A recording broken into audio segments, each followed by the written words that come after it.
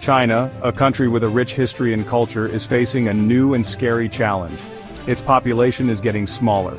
For many years, China had the biggest population in the world. This made them proud, but it also caused some worries. All those people needed resources, and the government had to step in. In the 1900s, China's leaders realized that having so many people was a big deal. The fast-growing population made it hard for the economy to grow, and for society to stay stable. So, the government started family planning programs to try and control how fast the population was growing. The world watched as China, a country once known for having lots of people, went through a big change. From the busy streets of Beijing to small villages in the countryside, everyone saw the same thing: fewer children, older workers, and a feeling that something needed to be done. This change is a big deal for China's future. As the world's second-largest economy, China's success was built on having lots of workers. But now, with fewer workers, China's economy might slow down, and its place in the world might weaken. In 1979, China started one of the most talked-about social experiments ever, the one-child policy. The government was worried that there were too many people, so they made a rule that most families in cities could only have one child. This rule was very strict. Families who didn't follow it had to pay fines, could lose their jobs, or were even forced to have abortions. This policy changed Chinese society in big ways. It did slow down population growth and made sure there were enough resources, but it also caused some unintended consequences. Families who were used to having many children had to adjust to this new way of life. Also, because many people preferred to have sons, the policy led to more abortions of baby girls and fewer girls being reported at birth.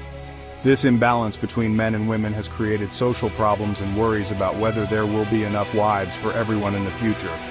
Even though the one-child policy officially ended in 2016, its effects are still felt today.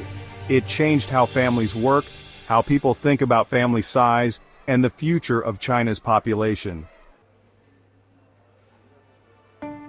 We can already see how China's shrinking population is affecting its economy.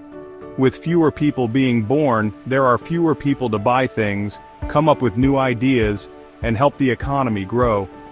Businesses that used to depend on having lots of workers are now finding it hard to find employees and have to pay their workers more. Also, because people are living longer, there are more older people who need care. This puts a lot of pressure on China's social safety net. With fewer young people to support the elderly, the government is finding it hard to provide health care, retirement funds, and other social services.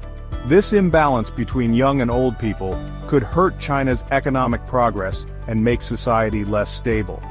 China's situation is a warning to other countries that don't have enough babies being born. As more countries around the world see their birth rates drop, China's struggles show just how hard it can be for a country's economy and society when its population shrinks. The world is watching to see how China deals with this challenge. What happens in China will affect the global economy, how countries work together, and even the future of humanity. In recent years, the Chinese government has realized how serious this population problem is, and has made new policies to encourage people to have more children. In 2016, they ended the one-child policy and replaced it with a two-child policy, and later even a three-child policy. This was a big change. But even with these changes, people aren't having more babies as much as the government hoped. Many people are worried about money, society is changing, and the effects of the one-child policy are still felt today.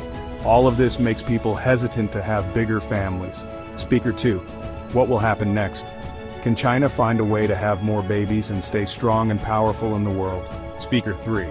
Or will it become an example of what not to do, a country that hurt its future for short-term gains? Speaker 4.